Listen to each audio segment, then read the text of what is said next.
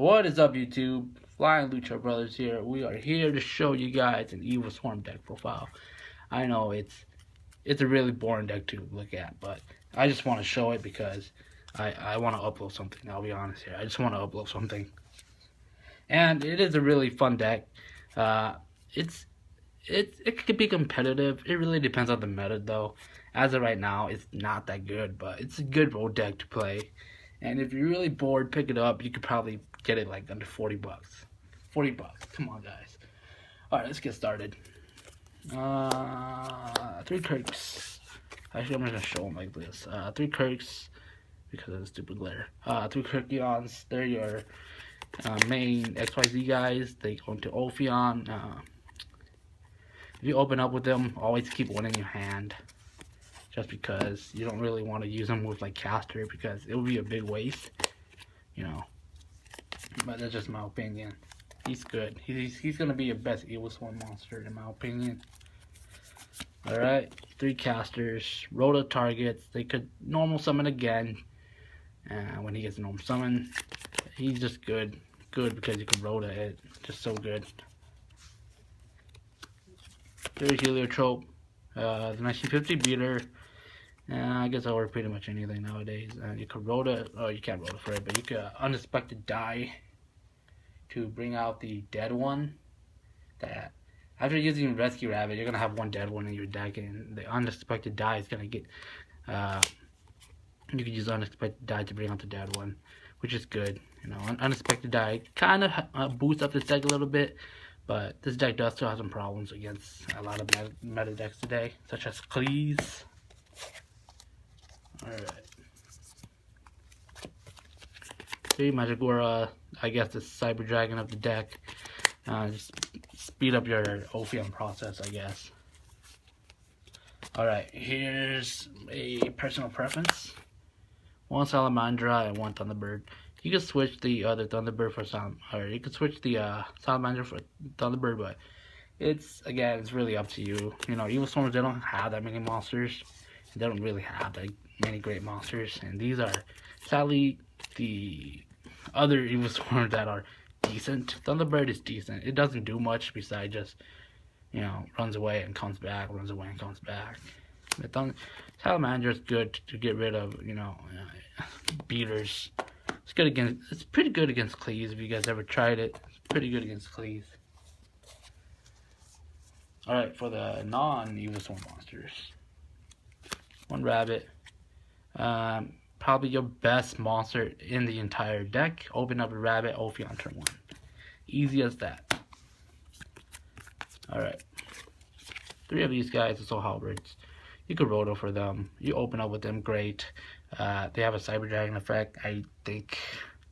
But they're good just for rank 4s all around. They attack, they do piercing. When it does damage, you add another one to your hand. So again, it's really, really good if you open up with it. Or you could Rota for it too. Another Rota target in case you don't have any more casters. Alright. And then the last monster, Max C. I brought Max C's because of Valor. Instead of Valor, because this deck struggle against a lot of meta decks, and Max C just helps you get through your deck faster, so you draw into your better cards such as Kirkion, and even your trap cards are good. So this deck, these cards just help speed up the process. Not the best cards, but they do get the job done. Spells. 2 Pandemic.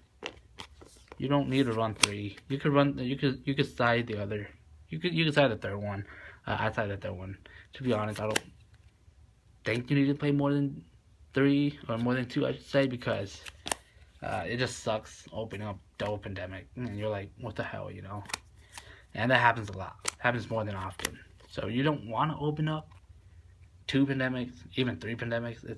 It's happened to me a couple times. And yeah, it just sucks. That's why I'm only running 2. That's the big reason why I'm only running 2 now instead of 3. However, it is still good. Side the other one. Trust me, you want to side the other one. Alright, 2 unexpected dies. Use it to bring out your dead Heliotrope in your deck, or even if it's not dead, you can just activate it. If you open up to activate it, If you're on Heliotrope, you got a 1950 beater, you know, or potentially you could go for Ophion too. 3 reinforcement of the army. Great card. Searches out Caster and searches out Soul Halberd. Thins the deck a lot. 1 Book of Moon against Cosmos, against BAs, stuff like that. I think it's a really good card. Right, Geki, Staple. Alright, and for the traps. 1 Infection, Infestation Infections. Good recycle card. You only need to play 1 because you don't really want to draw into multiple of them. And it's very searchable with Ophion, so. 2 breakthroughs.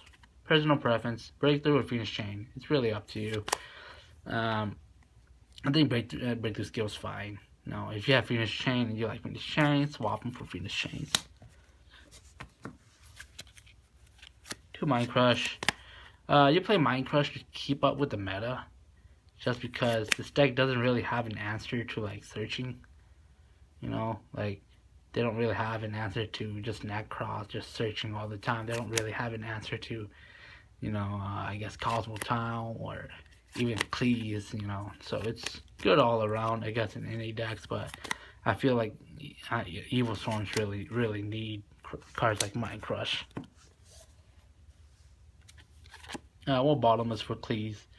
It's really good against Cleese. You mainly use it against Cleese. And there are a lot of Cleese in my locals. That's the reason why I'm running 1 Bottomless.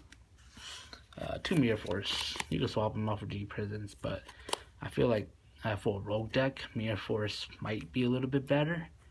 Just because it gets rid of more monsters, I guess. But again, this is a rogue deck, so this deck benefits from Mirror Force more than a Deep Prison would, because again, it's a lot slower deck than a lot of other decks nowadays. 1 Warning. Self-explanatory, and self-explanatory. Let's go to the Exeter deck. I'm not going to show a side deck because it's really it's really how your locals play, you know. Like if your locals have a bunch of clay players, obviously you're going to want to run Fairy Wind. And if your locals is running a bunch of Necross, you know, something like Mistake, you know, would be good. So again, I'm going to leave that up to you guys. And to be honest, I don't really have an extra deck for this deck, so. Or side deck, I'm sorry guys, side deck. Let's move on with the extra. It's very standard. You can see 3 Ophions, 1 Bahamut. Super standard. Everything is standard, you know. I know, you might be like, why the hell am I playing Gemini Pearls? It's because I don't have a Poltomias. If you have a Poltomias and a Constellar Diamond, I would recommend playing those guys instead. So yeah, as you can see, if you want to play the Constellar Diamond and Poltomias, sorry, let's take out the Gemini Pearl. I mainly just use them for, I don't know, say the mirror match or whatever you can't get over, because sadly it does have the most attack out of all your rank 4s. Take that out and say it's Silent Honor, you know, Costello does the job a lot better. Alright, and that wraps it up for the deck profile. Thanks for watching. Again, it's the Flying Lucha Bros here, and we'll be making a lot more deck profiles in the future. Thanks for watching, guys. Stay tuned for more decks in the future. Bye bye.